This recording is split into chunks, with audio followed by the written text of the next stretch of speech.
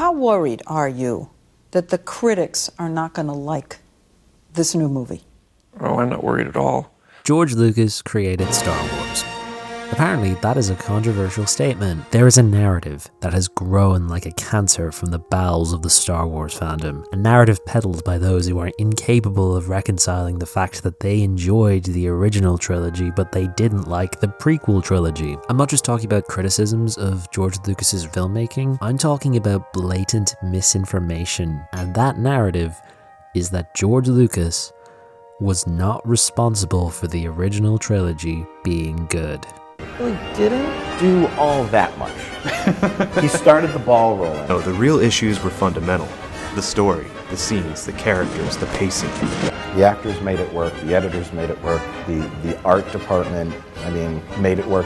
And he had the ideas. Back and examine how Star Wars was saved in the end. I think the prequels do kind of prove that his ultimate decision-making process is horribly flawed. Now, I could spend an hour debunking all of these myths, but several smarter people than me have already done that. I've linked some of those videos in the description if you're interested. Instead, I'm going to point out something that a lot of prequel haters seem to be overlooking. Because the original 6 Star Wars movies made by George Lucas are kind of special. Unlike most Hollywood film franchises, for the most part, these movies are independent productions, produced entirely by one filmmaker, without the interference of corporations. You see, when George Lucas made the original Star Wars film, his ideas were a bit too big to fit into one movie. The screenplay was so big that I couldn't possibly make it into a movie.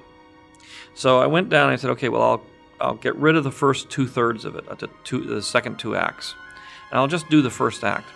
I can make that into a movie. That's sort of big enough. I said, I'm not going to give this up. I will make all 3 movies. So what did he do? He got himself the deal of a lifetime. The studios weren't convinced that the film was going to do all that well. They thought it was going to play for a few weeks and then be forgotten about. So Lucas was able to negotiate for the rights to Star Wars. I acquired the sequel rights because I didn't want them to bury the sequel. I wanted to make these movies.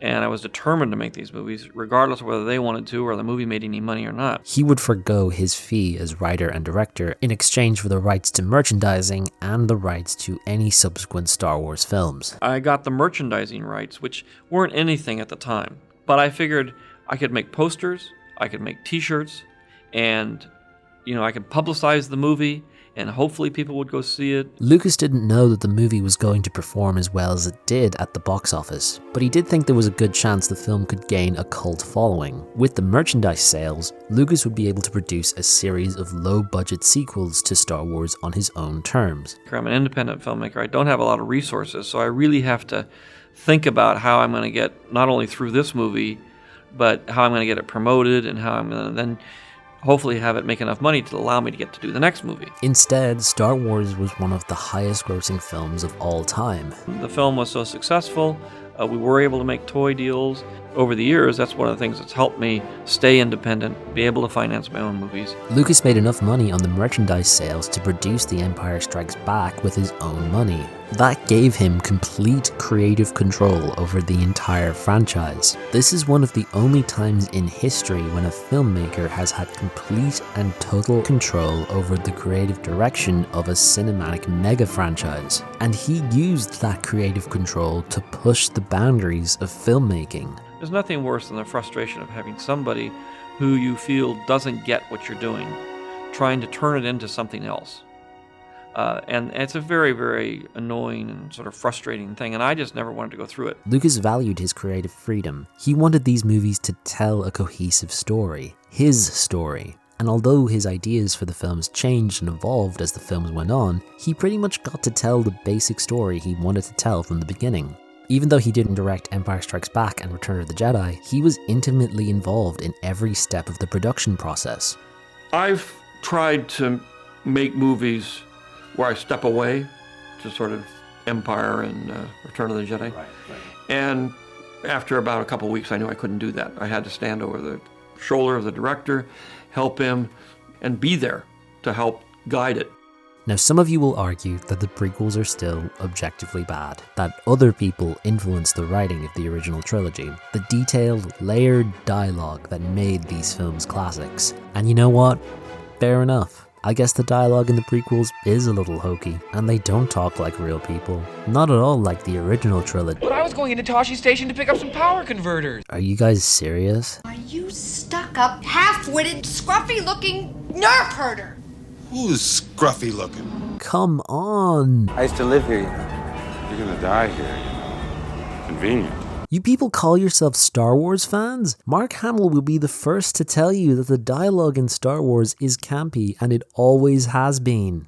The dialogue was a little bit difficult. I remember there was one line that I just begged him to take out of the screenplay, and he finally did. And my line was, "But we can't turn back. Fear is their greatest defense. I doubt if the actual security there is any greater than it was on Aquilai or Soest, and what there is most likely directed towards a large-scale assault."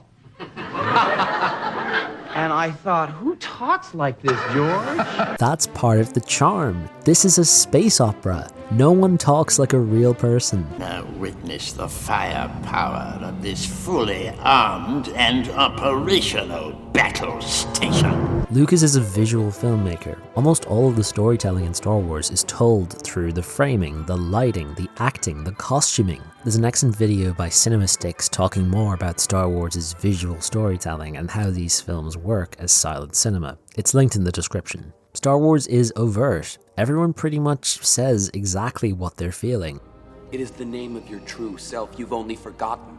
Human beings don't talk like this. They don't always say exactly what they mean all the time. If you will not fight, then you will meet your destiny. That's exactly why it works. The storytelling is always clear. This is why kids love Star Wars. You are never in any doubt as to what is going on, who is good and who is evil, no matter how convoluted the story is. And that is just as true of the original trilogy as it is of the prequel trilogy, because George Lucas made all 6 of these movies. Now, I've said it before, and I'll say it again. You don't have to like the Star Wars prequels, but just because you didn't agree with George Lucas's creative decisions, that doesn't mean that they were objectively bad. It just means you didn't like them. I've discovered that most critics themselves are cinematically illiterate. They don't really know much about movies. They don't know the history, they don't know the technology, they don't know anything. It's easy to criticize a movie, especially if you've never made one. Jesus Christ. But there's a lot to appreciate about these movies. There's a lot to appreciate about George Lucas's style, even if it's not your cup of tea. The point is, it's like if you paint your house white, and somebody comes along, well, that should be a greenhouse. Well, fine, but I wanted to paint it white. I don't think there's anything wrong with painting it white. I don't think there's anything wrong with me for painting it white. Maybe it should be a greenhouse. But I didn't want it to be a greenhouse. I wanted it to be a White House. Try to engage with people who actually liked these movies. You may find that there is a lot more to appreciate about the prequels than you ever thought possible. And if you can't, please stop telling lies about George Lucas.